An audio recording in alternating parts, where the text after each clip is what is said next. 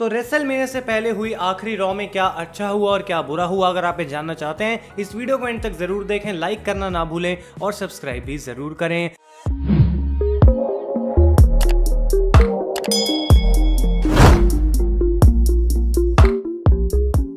तो गाइस मैं हूं आयुष और आप देख रहे हैं रेसल इंडिया। और अब संडे तो बहुत ही ज़्यादा पास है और WWE का सबसे बड़ा शो रेसलमेनिया बिल्कुल सर पर खड़ा है। अब आज की ये रॉ थी गाइस, इसमें जो बेस्ट चीज़ें थी हम उसकी पहले बात करेंगे, जिसमें से सबसे पहली तो ये थी कि बेकी लिंच, रोंडा राउजी और शार्लेट फ्लेयर तीनों को ही एक ऐसी सेगमेंट में दिखाया गया जहाँ पे तीनों एक दूसरे पर अटैक कर देते हैं और उनको अरेस्ट कर लिया जाता है। मुझे ये चीज़ काफ़ी ज़्यादा पसंद आई यहाँ पे, क्योंकि WWE इस मैच की हाइप पहले ही काफ़ी ज़्यादा बना चुकी है और ये एक ऐसी चीज़ थी जो अभी तक शायद उन्होंने नहीं दिखाई थी। तो जो ये सेगमेंट थी वो तो काफी अच्छी थी, लेकिन WWE ने रॉ के बाद अपडेट दिया है इस पे कि वो अरेस्ट जो था वो अब खत्म हो चुका है। तीनों ही सुपरस्टार्स को रिलीज कर दिया गया है जेल से और अब WWE की ऑफिशियल वेबसाइट के अकॉर्डिंग ये तीनों ही जाएंगी कोर्ट में किसी एक डेट पे जो अभी डिसाइड नहीं हुई है। तो ये जो स्टोरी है इसको हमें फॉलो अप शायद फिर से मिलेगा, लेकिन रेसलमेनिया से पहले WWE ने जो रॉ में बिल्ड दिखाई वो काफी अच्छी थी। और इस मैच से रिलेटेड गाइस एक और बात जो स्टेफनी मैकमैन ने अनाउंस करी वो ये है कि अब रेसलमेनिया में दोनों ही स्मैकडाउन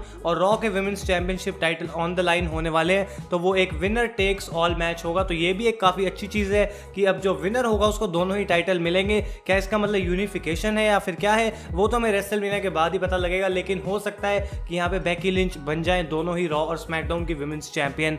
अगली बढ़िया चीज जो हमें रॉ में देखने को मिली गाइस वो थी डीमन बैलर का ऑफिशियली रिटर्न अनाउंस हो चुका है।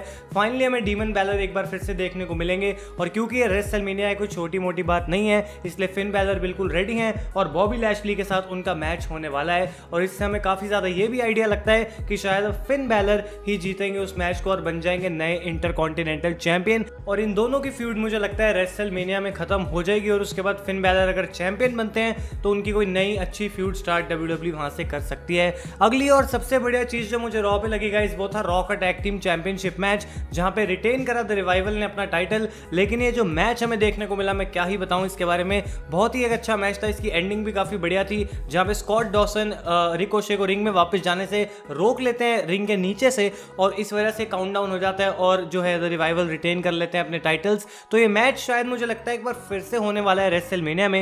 लेकिन जो रॉ में इन्होंने मैच दिया गाइस मुझे लगता है अगर रेसलमेनिया में इनको एक अपॉर्चुनिटी मिलती है तो इससे भी ज्यादा अच्छा मैच हमें देखने को मिल सकता है और वो बिल्कुल रेसलमेनिया के लिए एक बहुत अच्छी मोमेंट होगी। और फाइनली जो अच्छी चीज हमें देखने को मिली गाइस वो था बटिस्टा का प्रोमो।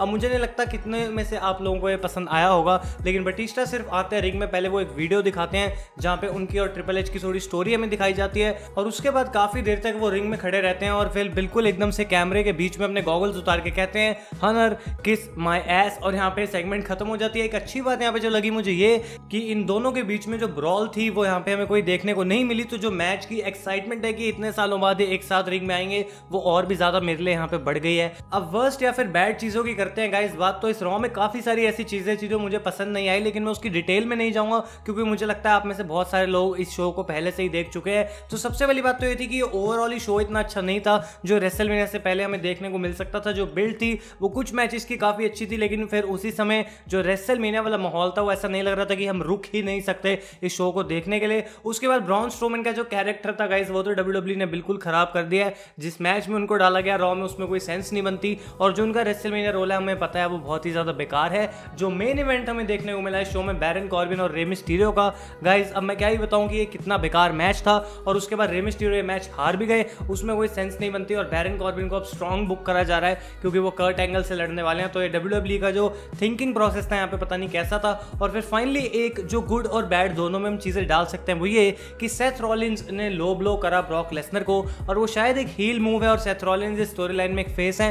तो आप इसको बेस्ट में डालेंगे या वर्स्ट में डालें मुझे कॉमेंट्स में बताएं। लेकिन ये मेरे थे रॉ के ओपिनियंस। अगर आपको वीडियो पसंद आई है इसे लाइक करें, हमारे चैनल को सब्सक्राइब करें और रेसलमेनिया के बहुत ही अच्छे और बहुत सारे कंटेंट के लिए हमारे चैनल पर बने रहें। मैं हूं आयुष और आप देख रहे हैं रेसल इंडिया।